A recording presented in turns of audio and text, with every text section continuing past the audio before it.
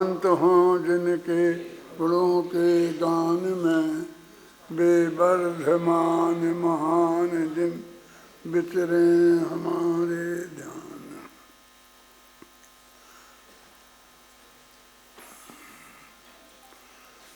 ध्यान के संबंध में विगत 4-5 दिनों से एक गोष्ठी चल रही है और लगभग मैंने सभी सुने हैं। आज भी 7:30 बजे से मैं आपकी गोष्ठी में शामिल हूँ। मैंने आपके सबकी ध्यान की पूरी गोष्ठी सुनी है, लेकिन मैं आपको बिल्कुल अलग तरफ ले जाना चाहता हूँ।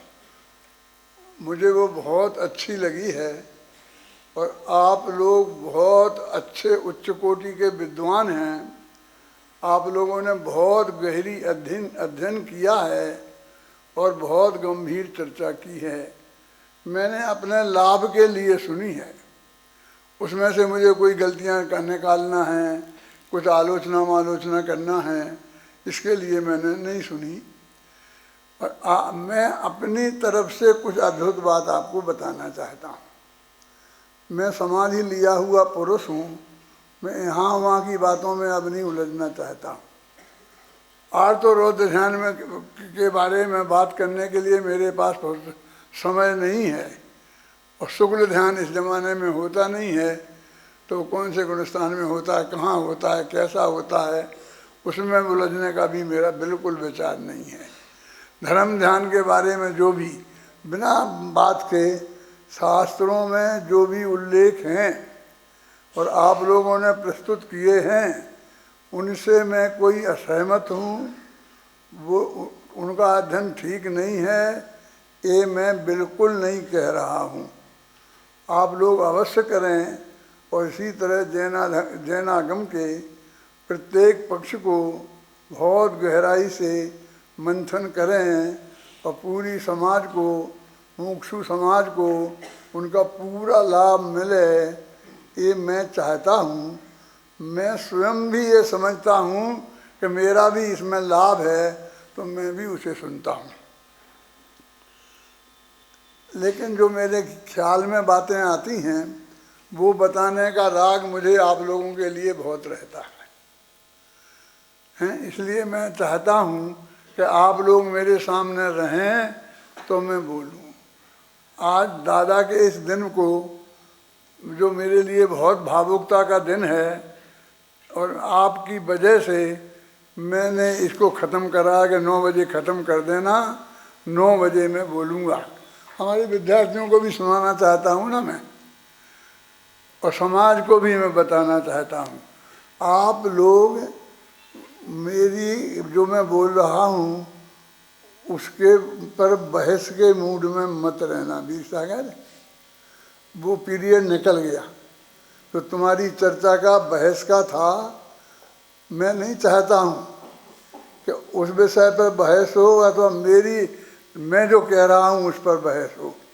मैं तो ये चाहता हूँ कि मैं जो कहना चाहता हूँ उसको आप लोग बहुत गहराई से समझने की कोशिश करें, और क्या कहना चाहता हूँ उस पर ध्यान दें, और उसमें कुछ सार लगे, आप लोगों को उपयोगी लगे, तो अपने जीवन में अपना है। इसलिए मैं ये बात कहता हूँ। मेरा कोई आग्रह नहीं है, हट नहीं है, अपेक्षा नहीं है। देखो, मेरे चित्त की एक पीड़ा है अपने विद्यार्थियों के संबंध में भी, कि पूज्य गुरुदेव श्री के प्रताप से जो तत्व ज्ञान हमने सीखा है और जिस पर हमारी अटूट आस्था है, एक भी आदमी जिस पर रंच मात्र भी शंका व्यक्त नहीं करता है, फिर भी उन्हीं सिद्धांत के आश्रय से जो मर्म निकल रहा है, उसको जिस तरह खुलकर उनके जीवन में दिखाई देना चाहिए वो दिखाई नहीं देता है। इस पर चर्चा मैं अभी करूँगा, लेकिन इसके पहले ये बात बताने के लिए मैं आपसे कुछ दोहा शतक के 5-7 दोहा पढ़वाना चाहता हूँ। भाई पढ़ना क्या है, क्या गया हो? दोहा शतक के शुरू के इसी किताब में 5 साल मैं इसलिए पढ़वाना चाहता हूँ कि मैंने उसमें देवशास्त्र गुरु की बात करी है, बहुत सरल बात करी है, जो बालबोध पाठमाला 1 में पढ़ाया जाता है वो बात की है, लेकिन उसको किस रूप में प्रस्तुत किया है, उसका प्रस्तुतिकरण का तरीका कोई अलग है, उस पर मैं आपका ध्यान आकर्षित करना चाहता हूँ। आप ध्यान से सुनना भी सागर, ये पाठ कर रहा है ना, और उसमें से जो भी आप बात निकाल सकते हैं निकालना, फिर मैं उसके बारे में बात करूँगा। बोलो। दोहा शतक देवशास्त्र गुरु सप्त शतक में पेज नंबर 1 छंद नंबर 1 आप सभी निकाल लीजिएगा। राग द्वेष से रहित जो जाने लोकालोक, ज्ञानानंदी पुरुष को नम कर दूं मैं धोख। कैसे होंगे वे पुरुष यह चिंतन की बात, उनके स्वरूप पर बंधुवर करते हैं कुछ बात। जब न किसी से राग है, जब न किसी से द्वेष, सबसे समता भाव है ना कोई विशेष। पर में कुछ भी करन का भाव नहीं है रंज, इस कारण उन पुरुष के है न कोई परपंच। जब न किसी पर द्रव्य में अपनेपन का भाव, फिर उसमें कुछ करन का कैसे होगा भाव। सब द्रव्यों का परिणमन कब क्या कैसा होए, जब यह उनके ज्ञान में सब कुछ आया होए। फेर फार संभव नहीं यह भी जाना होए, फिर तो बदला बदल का भावई कैसे होए। एक तो संभव है नहीं, यदि संभव भी होए, तो भी रागादिक बिना कुछ विकल्प क्यों होए। देखिए देव शास्त्र गुरु के स्वरूप पर साधारण भाषा में जो हम बालबोध पाठमाला भाग 1 में पढ़ा देते हैं, उसी बातों पर विचार किया गया है। और कहा गया है कि जो राग देश से रहते हैं वो वीतराग है, वो जाने लोकालोक, सारे लोकालोक को जानते हैं, वो सर्वज्ञ। तो ये वीतरागी सर्वज्ञ है। पहले भाग में पढ़ा देते हैं, हर स्तुति में बोलते हैं कि हमारे भगवान वीतरागी सर्वज्ञ हैं, सब हमें बहुत अच्छी तरह से जानते हैं। तो ऐसे जो लोग हैं, कौन? राग देश जिनके है नहीं और लोकालोक को जानते हैं, वे पुरुष कैसे हैं? महिला नहीं, वे पुरुष, ज्ञानानंदी पुरुष। वे ज्ञानानंदी हैं, वे अनंत ज्ञान और अनंत आनंद वाले हैं। प्रवचनसार के ज्ञान तत्व प्रज्ञापन के 2 अधिकार आ गए, ज्ञानाधिकार और सुखाधिकार।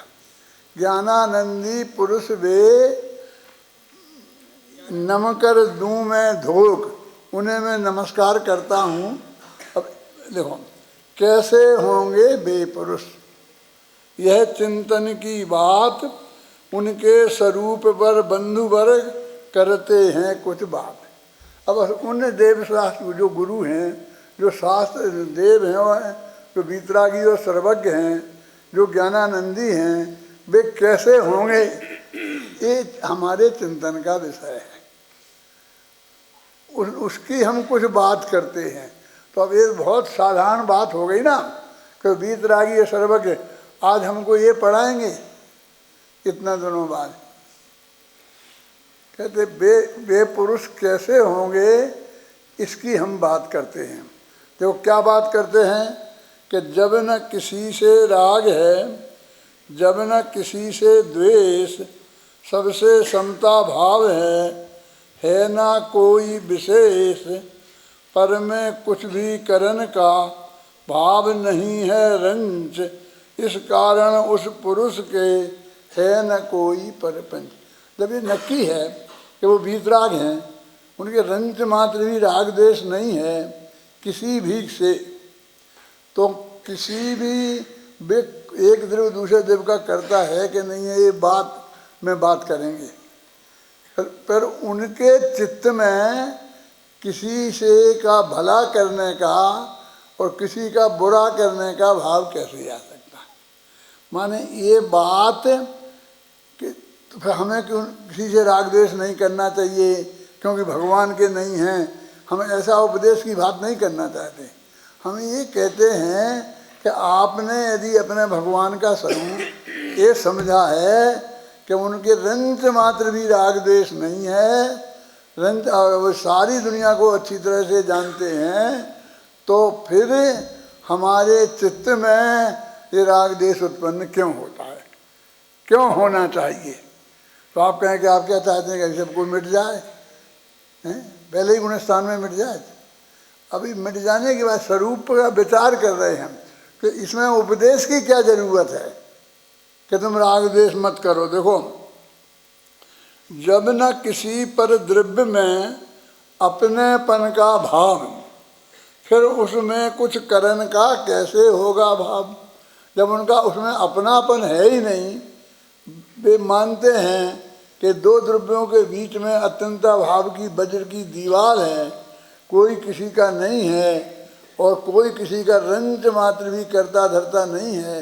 ये बात यदि पक्की तरह से जानते हैं तो फिर हमें पर में कुछ करने का भाव क्यों आता है।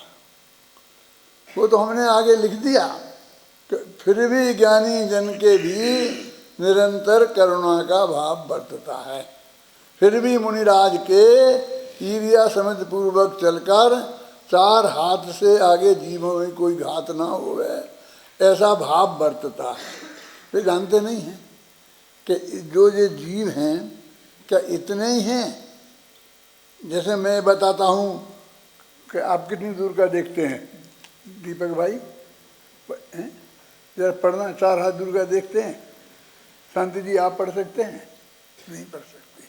माने इतने छोटे जीव हों, जितने छोटे जो अक्षर हैं, तो मुनिराज को नहीं दिखाई देंगे।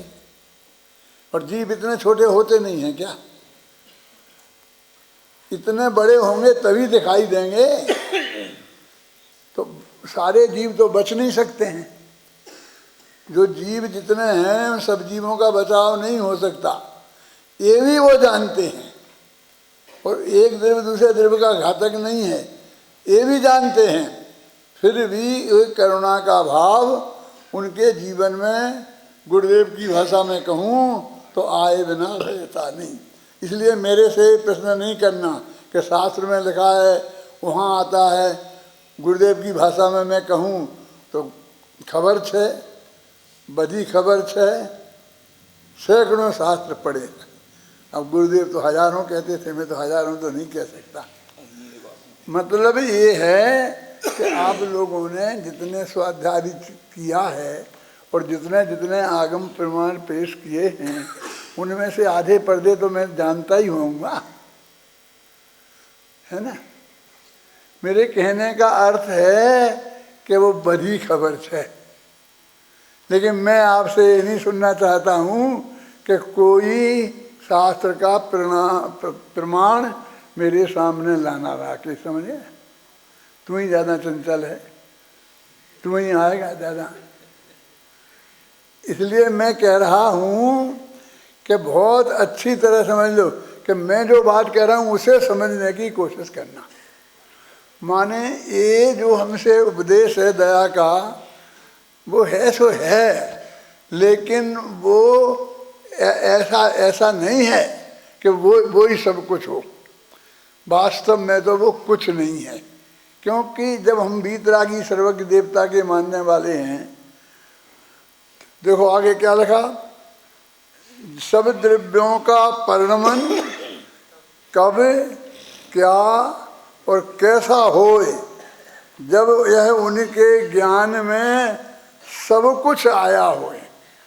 सब कब क्या कैसा होगा, सर्वज्ञ कहा ना आपने, सर्व सब है, सब कुछ आया हो, और भाग्य से साथ में ये भी आया हो कि इसमें बदला बदल नहीं हो सकती।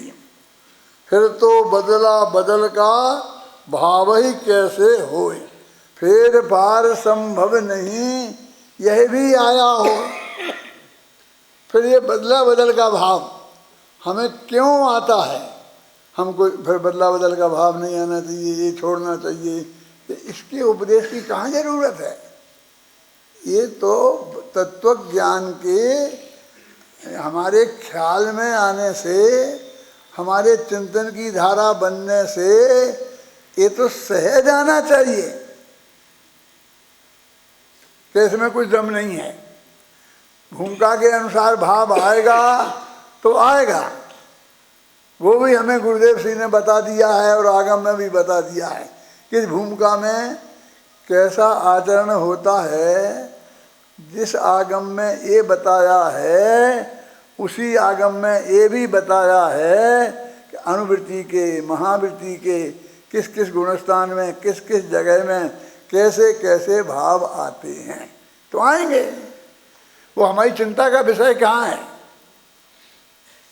वो हमें कोई ऐसा उपदेश कैसे दे सकता है कि आप ये कहते हो कि एक देव दूसरे देव का करता नहीं है, और फिर ये कहते हो ये करो ये करो ये करो ये करो। उसकी चिंता मत करो, क्योंकि यदि हम इसकी बात मान लेंगे तो कल से ये हमें कुछ कहने ही नहीं देगा।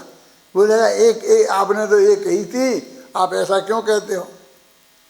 माने मैंने इन पंक्तियों में, आगे भी आप पढ़ेंगे तो इन पंक्तियों में यही बताने की कहा है कि जो ये वस्तु का स्वरूप है, पूज्य गुरुदेव श्री के प्रताप से हम सब लोगों की समझ में आया है, उसके हिसाब से जो ये बात हम तत्व ज्ञान बता रहे हैं और अपने आचरण में अपेक्षा करते हैं, वो बहुत उचित है।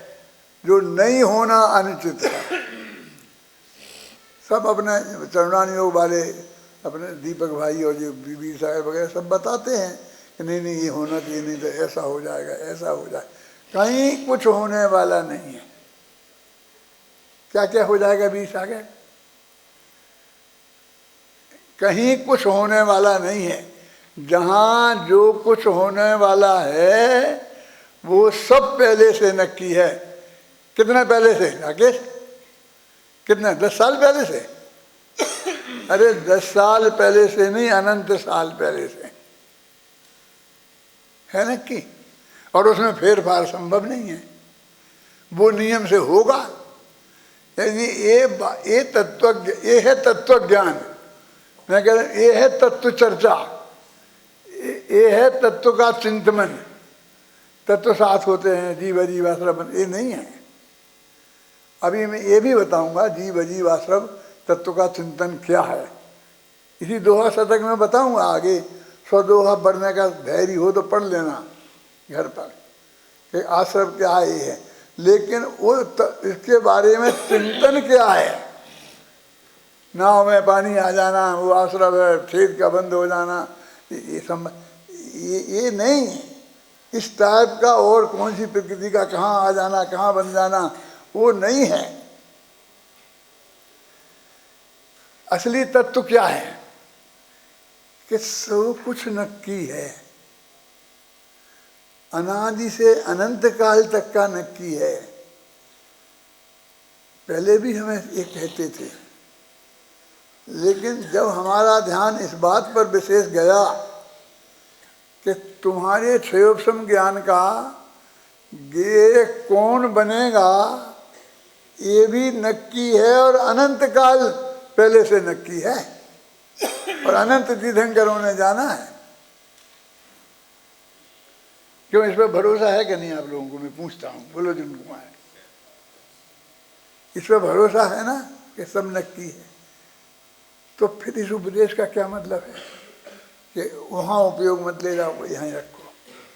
फिर ये उपदेश का मतलब भावों को संभाल के रखो, ये इसका उपदेश का क्या मतलब है?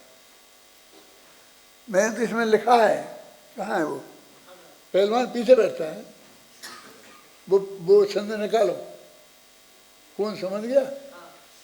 इतना में ही समझना चाहिए। क्या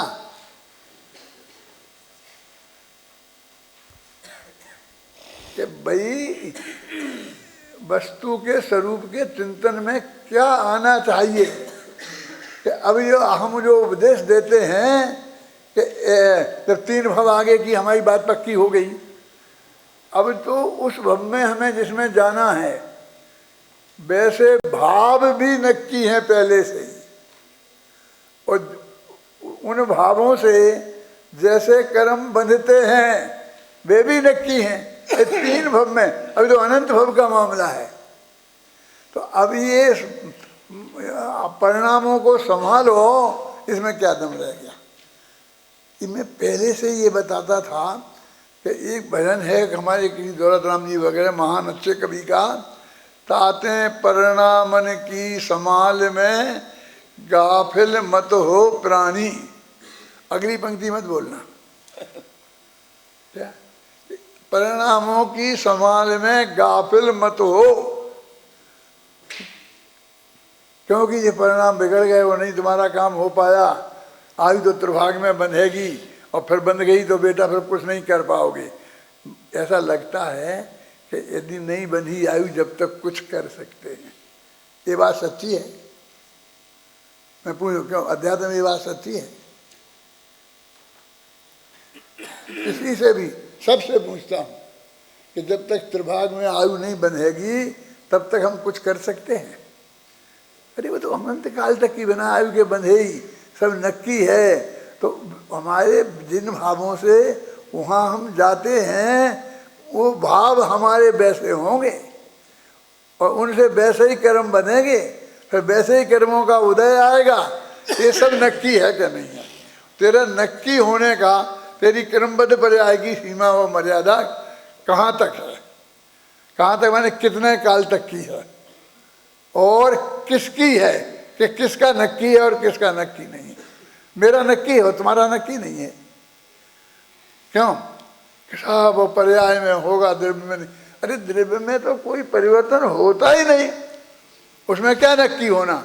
जीवो ही तावत कृमिनी मातु परिणाम ही उत्पद्ध मानो जीवा ही। और परिवर्तन तो पर्याय में ही होता है और उसका नक्की है। तेरे माथे पे रंच मात्र भी बोझा आचार्य नहीं लेना देना।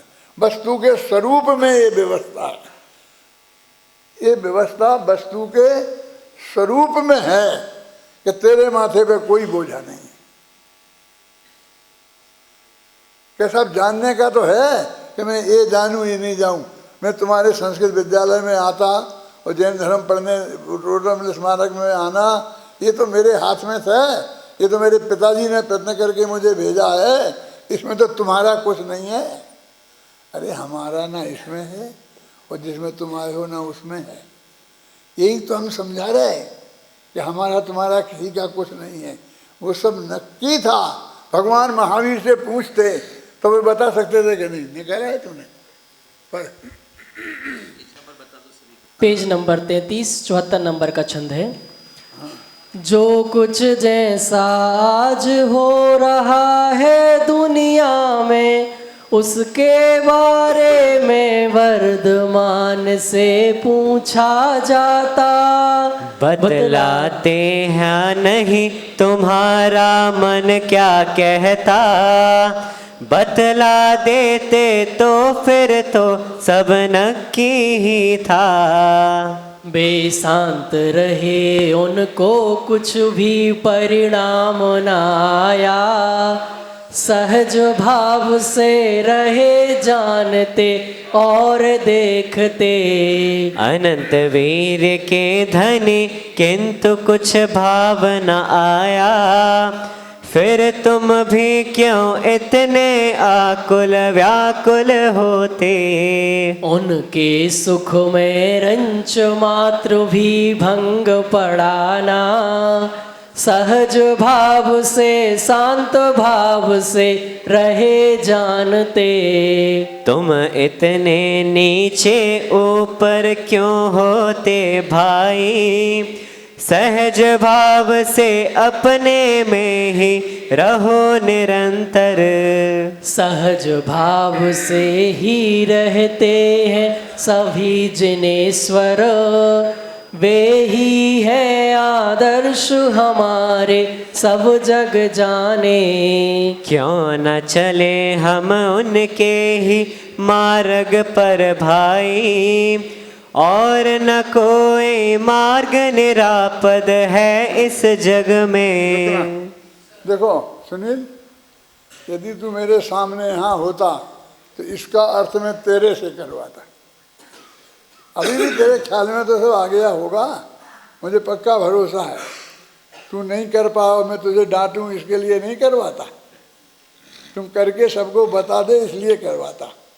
क्या कह रहे कि वर्धमान के बात ये बता सकते थे कि नहीं, तो सब कहते बता सकते थे, कोई एक आदमी नहीं कहता कि नहीं बता सकते थे।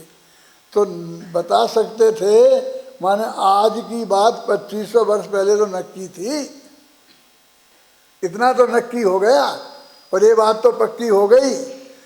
अब यहाँ पर जो बात कही आगे, जिस पे मैं तुमसे कहता हूँ, मैं तुमसे अर्थ कराता कि वो भगवान महावीर ने ये बात जानी कि ये 2500 वर्ष बाद ये आदमी मुझे बहुत गालियां देगा।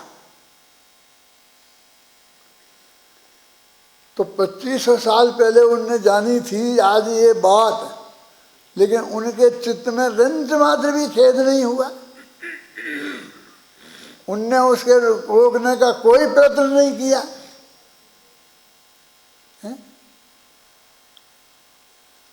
यदि उसने प्रशंसा करी है तो पीठ तो ठोक देते, कुछ नहीं किया। वो महावीर ने जाना 2500 पल पहले और कुछ नहीं किया, और तूने आज जाना और तू क्यों तड़प रहा है। पढ़ो वे पंक्तियां द्वारा, ध्यान देना आप। क्या जो कुछ जैसा आज हो रहा है दुनिया में, उसके बारे में वर्धमान से पूछा जाता। बतलाते या नहीं तुम्हारा मन क्या कहता, बतला देते तो फिर तो सब नक्की ही था। वे शांत रहे, उनको कुछ भी परिणाम न आया, सहज भाव से रहे जानते और देखते। अनंत वीर के धनी किंतु कुछ भाव न आया, फिर तुम भी क्यों इतने आकुल व्याकुल होते। उनके सुख में रंच मात्र भी भंग पड़ाना, सहज भाव से शांत भाव से रहे जानते। तुम इतने नीचे ऊपर क्यों होते भाई, सहज भाव से अपने में ही रहो निरंतर।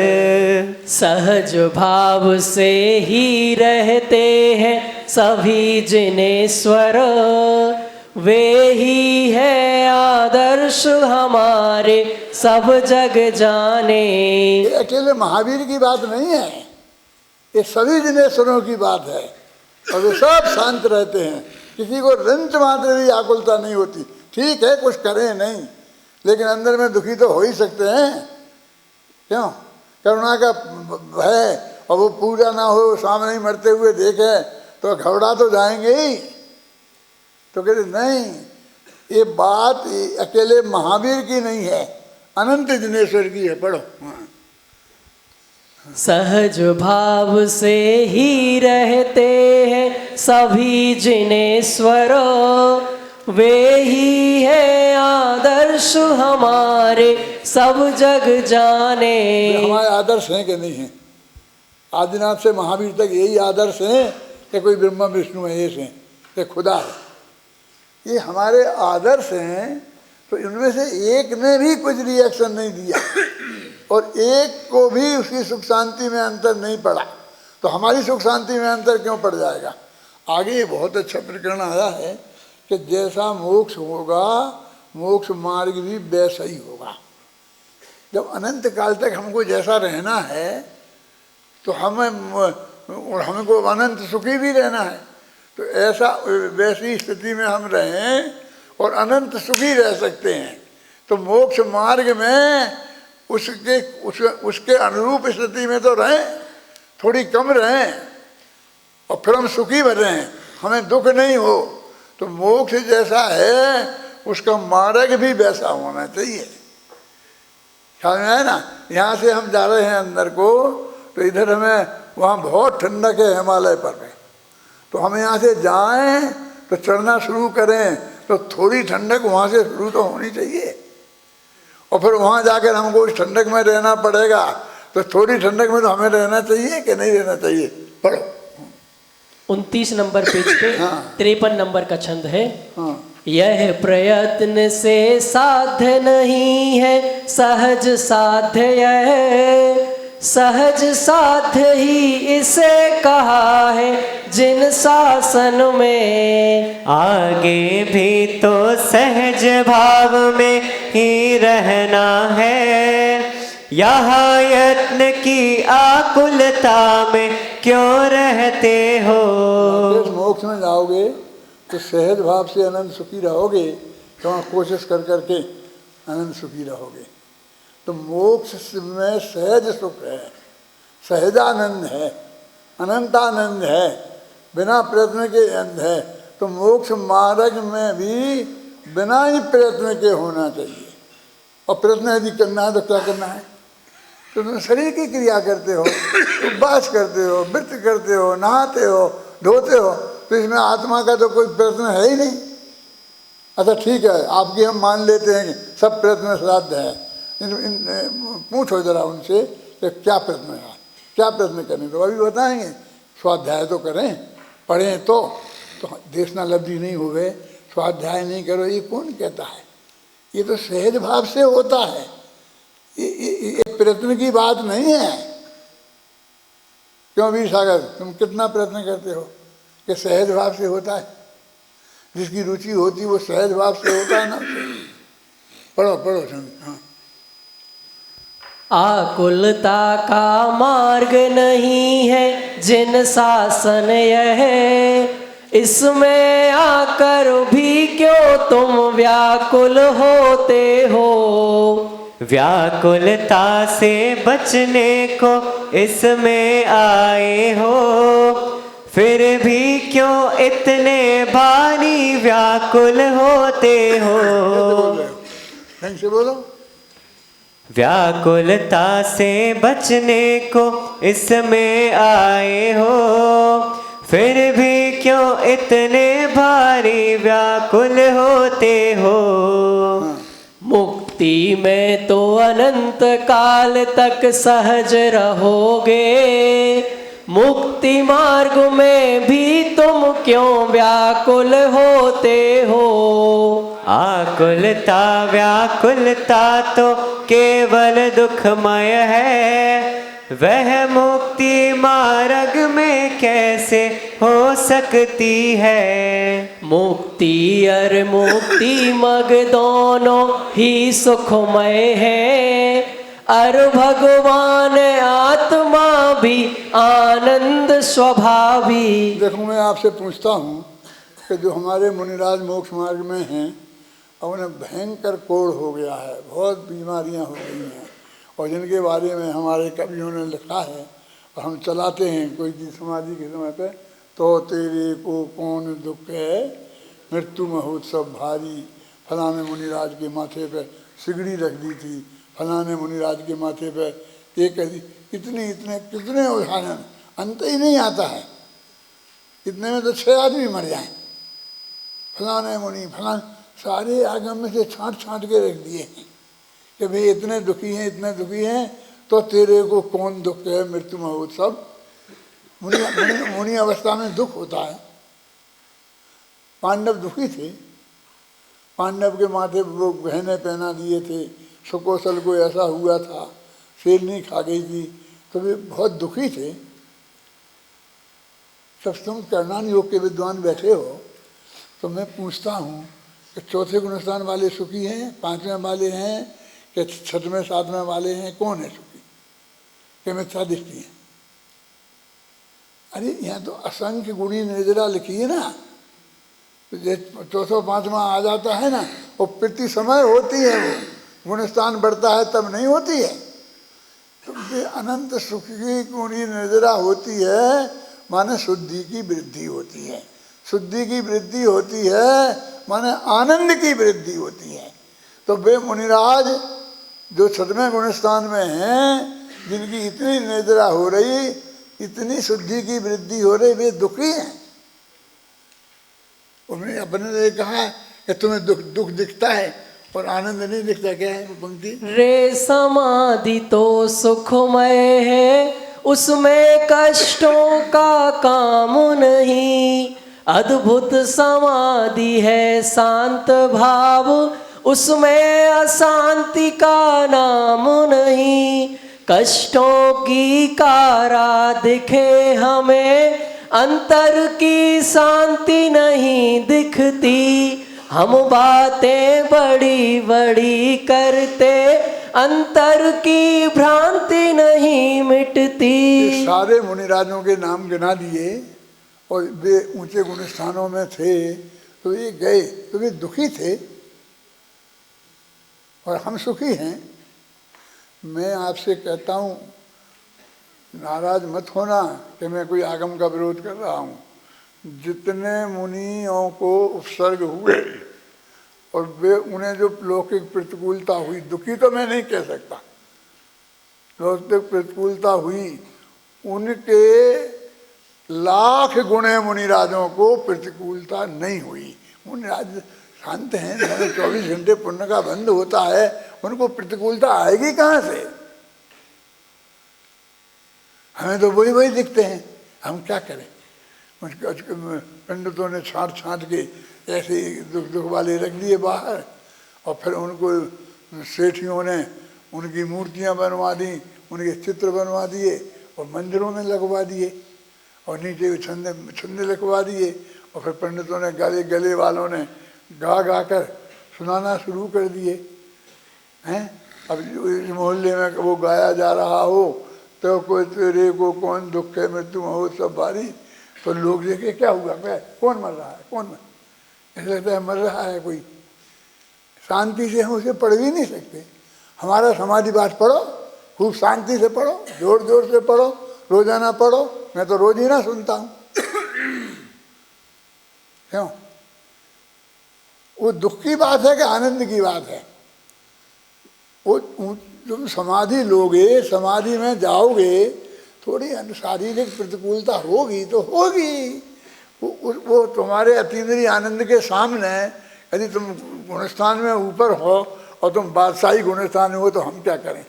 यदि तुम सम्यक दृष्टि हो, तुम अनुवृत्ति हो, तुम महावृत्ति हो, तो तुम्हें बहुत सुख होगा। दुख कहाँ से होगा? हैं? विचार करो कि हमें सुखी होना चाहिए कि दुखी होना चाहिए? वो तो आनंद की बात है। तो इसलिए कहते हैं भाई कि ये वो रास्ता, मुक्ति का मार्ग का रास्ता दुख का रास्ता नहीं है, बहुत आनंद का रास्ता है ना? मैंने लिखा है ना इसमें, पढ़े। मुक्ति और मुक्ति मग दोनों ही सुखमय है, और भगवान आत्मा भी आनंद स्वभावी।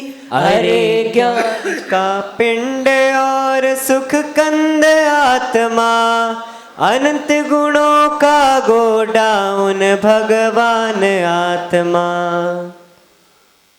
ये आत्मा तो निरंतर आगे गुणस्थान बढ़ेगा तो सुख की ही वृद्धि होने वाली है। दुख की वृद्धि होने वाली नहीं है। तुम ये मत कहोगा शरीर में कोई प्रतिकूलता होगी, कदाचित होगी भी तो लाख में एक को। क्योंकि मुनिराज को जब से वो मुनिराज हुए हैं उसके पहले से वर्षों से अशुभ भाव की तो सत्ता ही नहीं रही, तो पाप का उदय आएगा कहाँ से?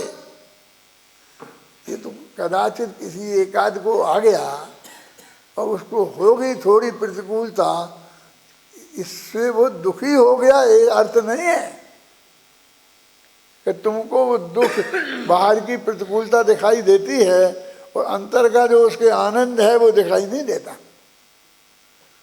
वो आनंद की वृद्धि तो निरंतर होती ही है।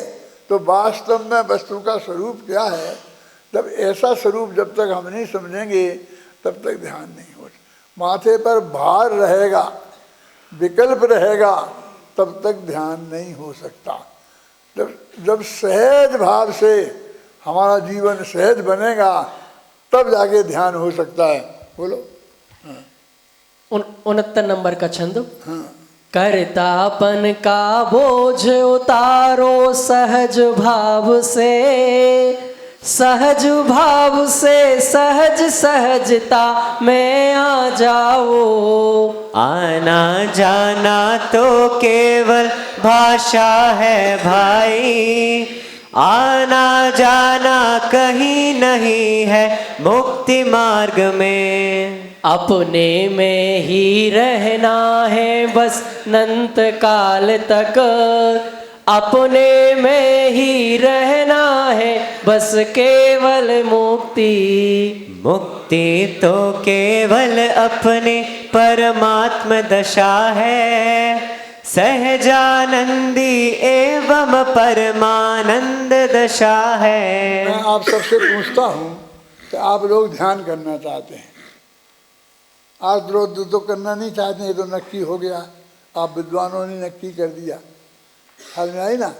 अब जो तुम धर्म शुक्ल करना चाहते हो, जिस पर इतना माथा मार रहे हो, इतने कच्चे पक्के हो रहे हो, तो काय के लिए कर रहे हो? मोक्ष में जाने के लिए कर रहे हो, तो मोक्ष में कैसे रहोगे? मोक्ष काय का नाम है? पहले मोक्ष तो नक्की करो कि अनंत सुख का नाम मोक्ष है। तो अनंत दुख भोगते भोगते मोक्ष में जाओगे? क्यों? अनंत दुख भोगते भोगते कोई जीव मोक्ष में नहीं जाएगा। उसके पहले अनंत सुखी अरहंत होगा, उसके भी श्रेणी में जाएगा तो सुखी होगा कि नहीं होगा? मुनि दशा में जाएगा तो सुखी होगा कि नहीं? तो ये तो सुख का मार्ग है। और फिर वहाँ अनंत काल तक इतना सुखी रहना है। अभी अनंत काल तक सुखी रहना है तेरे को, और फिर वो नहीं पोसाया, वो सुख अच्छा नहीं लगा, तो लौट के आने की सुविधा नहीं है। मोक्ष में जाने के पहले बहुत अच्छी तरह से गहराई से सोच लो, और यदि वो मोक्ष तुझे बहुत अच्छा लगता है तो इतना थोड़ा सा रास्ते में हम वही तो कह रहे हैं, जैसे तुझे मोक्ष में सहज रहना है, बिल्कुल किसी की चिंता नहीं करना है, कौन मरा कौन जिया क्या हुआ, अनुकूलता प्रतिकूलता कितनी हुई, क्यों इसे पड़ जाता है ना, सुनामी आ जाती है, ये क्या क्या हो जाता है, तो उस वक्त तो सारे अनंतों को भी बहुत दुख हो जाता होगा, सिद्धों को भी बहुत दुख हो जाता होगा। क्यों नहीं होता है? वे वैसे ही अनंत सुखी बने रहते हैं। बोलो। हम ना तो मोक्ष को जानते हैं क्या है, ना मोक्ष मार्ग को जानते हैं कि वो निरंतर अनंत काल तक कैसी भी परिस्थितियां हों उनमें सुखी रहना, निरंतर सुखी रहना, उसका नाम मोक्ष है। तो मोक्ष मार्ग भी सुख रूप ही होगा। इतना बड़ा मोक्ष तुम्हारी समझ में आता है अनंत काल तक, और इतने काल में अंतर्मुहूर्त सबक श्रेणी मारोगे तो कितना लगेगा काल? अंतर मुहूर्त, तो अंतर मुहूर्त में ये बिना रिएक्शन के रह सकता है। सारे जगत में जो भी स्थितियां हों, लेकिन जो सुखी रह सकता है, ये बात हमारी समझ में नहीं आता, वो हमें दुख रूप समझ में आता। मुनि अवस्था जिसे दुख रूप समझ में आई, समझ लेना उसने संवर तत्व नहीं समझा, उसने निर्जरा तत्व नहीं समझा। जो संवर और निर्जरा तत्व नहीं समझेगा वो मोक्ष तत्व कैसे समझेगा? ये जो इतना इतना मैंने लिखा है, फिर मैं घर पे रोजीना पढ़ता हूँ, फिर इसे पढ़ाता हूँ, फिर इसे कहता हूँ बेटा तुझे सुनना है, क्योंकि मेरा गला इतना ज़्यादा काम नहीं करता है। अरे सिर्फ गले के लिए नहीं सुनाता हूँ, ये मेरे अंदर की चीज़ है कि मैं ये चाहता हूँ कि ये अभी कल तुम एक विषय ये रख देना राकेश कि देखो जो ध्यान की अवस्था में जीव सुखी होता है कि दुखी। अभी इतना मिल जाएंगे विद्वान कि जो दुखी बता देंगे, और फिर कौन कौन से गुण स्थान में और कौन कौन से शास्त्र में लिखा है ये भी निकाल के ले आए।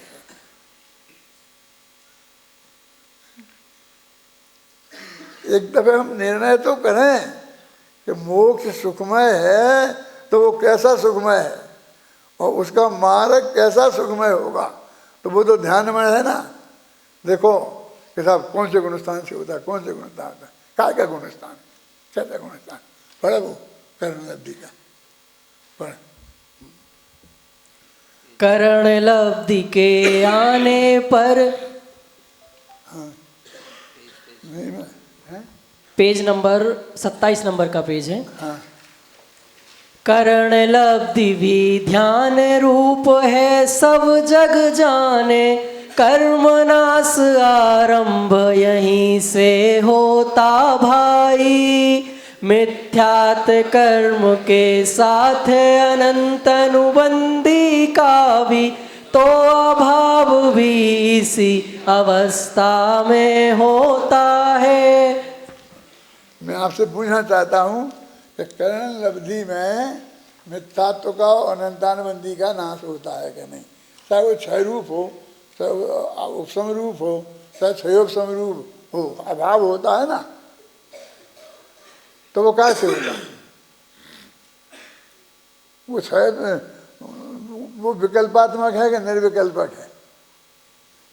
जब हम करण लब्धि में चढ़ते हैं, अपूर्व करण में अनुवृत्ति करण में जाते हैं, तो ये जो सारी अवस्था है वो ध्यान रूप है कि नहीं है, और का क्या गुण स्थान नक्की करें?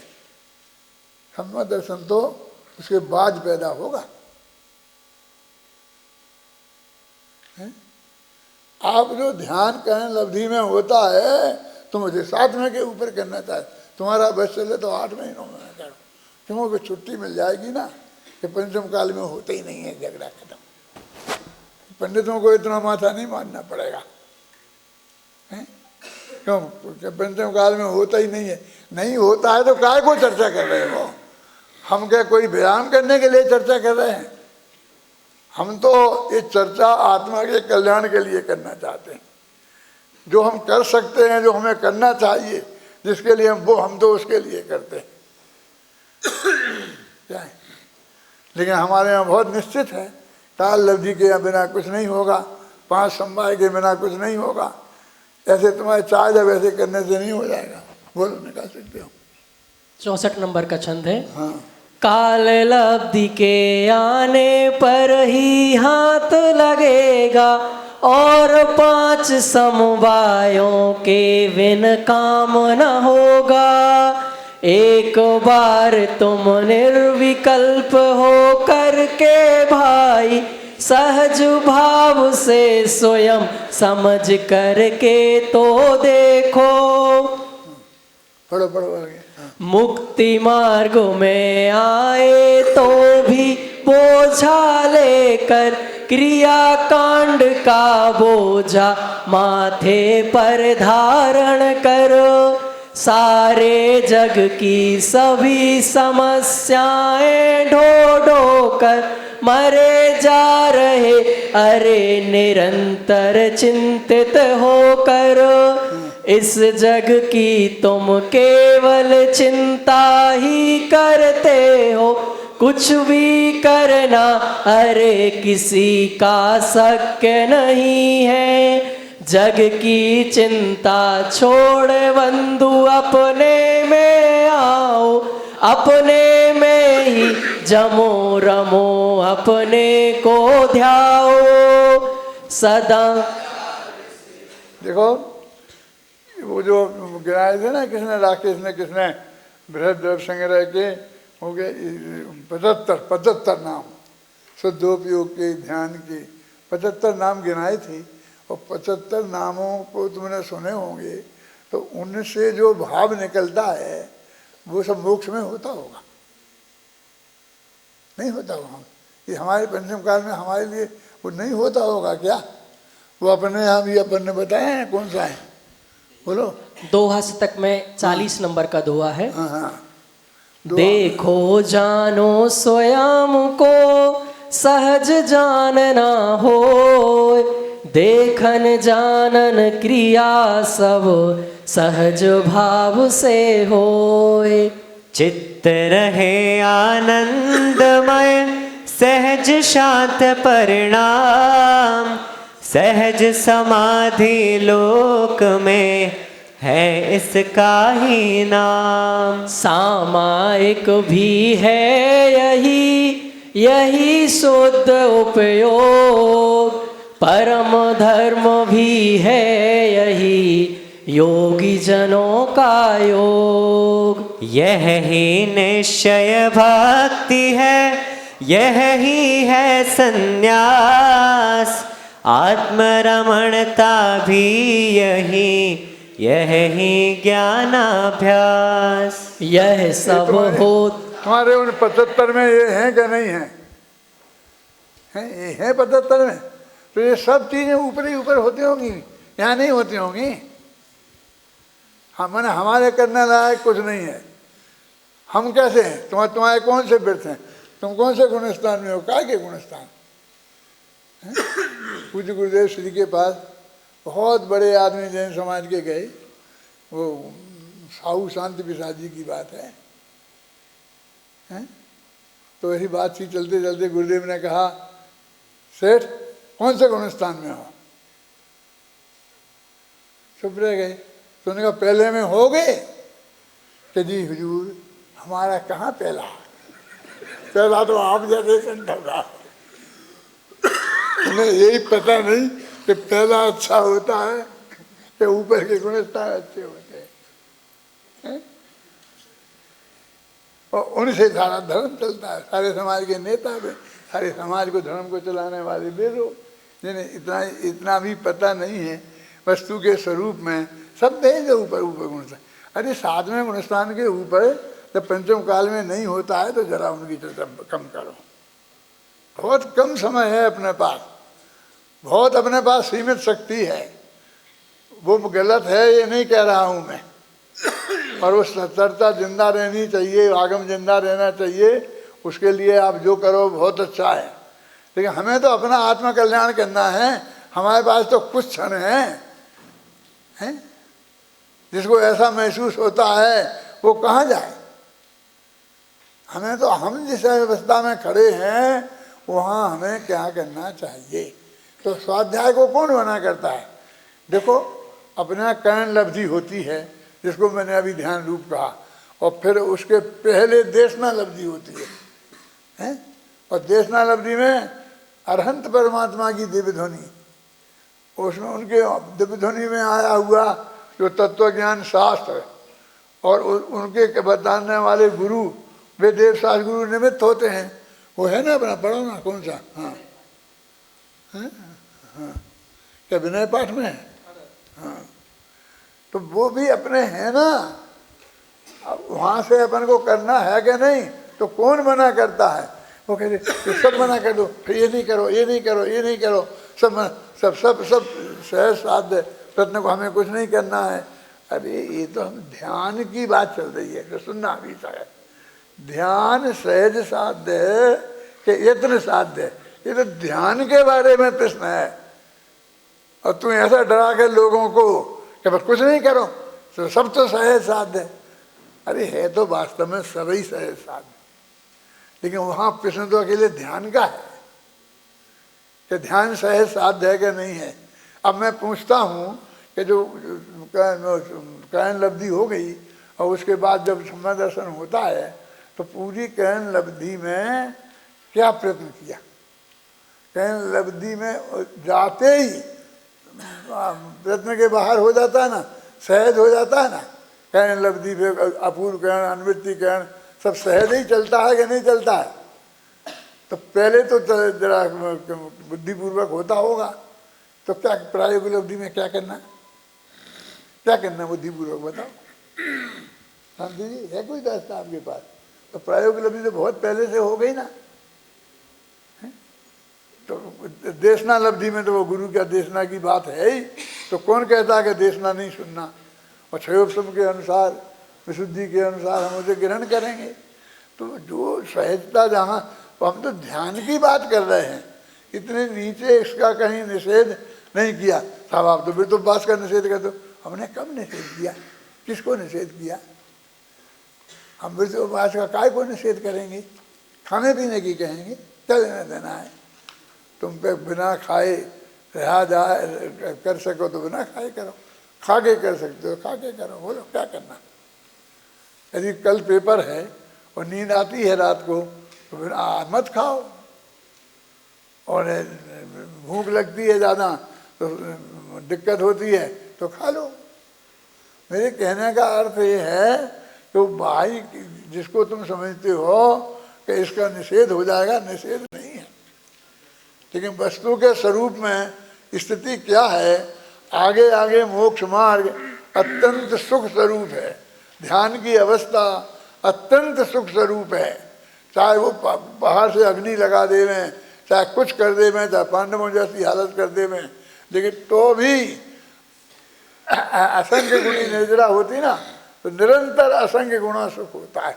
नहीं होता तो फिर केवल ज्ञान कैसे हो गया है? तो जब कहने होता कि दिए होंगे, तभी अपन कहते हैं कि जब केवल ज्ञान हो जाता है तो उस दशा में उपसर्ग नहीं रहता, तो वो तो हट जाएगा। हजारों देव सेवा में आ जाएंगे हटाने वाले, लेकिन वे तो नहीं हटाते हैं। लेकिन उस वक्त भी उनके आनंद की वृद्धि होती है। तो ये ध्यान तो आनंद, जो धर्म ध्यान आनंद रूप, उसको माना में दुख स्वरूप। ये तो कितनी 50-60 साल पहले लिखा था मैंने। कौन सी देवसार गुरु पूजन में है क्या? सिद्ध पूजन में दादा। तो सिद्ध पूजन को लिखे भी 50 साल से कम नहीं हुए, है ना। उसको माना में जो धर्म ध्यान आनंद रूप, उस दिन भी मैंने आनंद रूप लिखा था।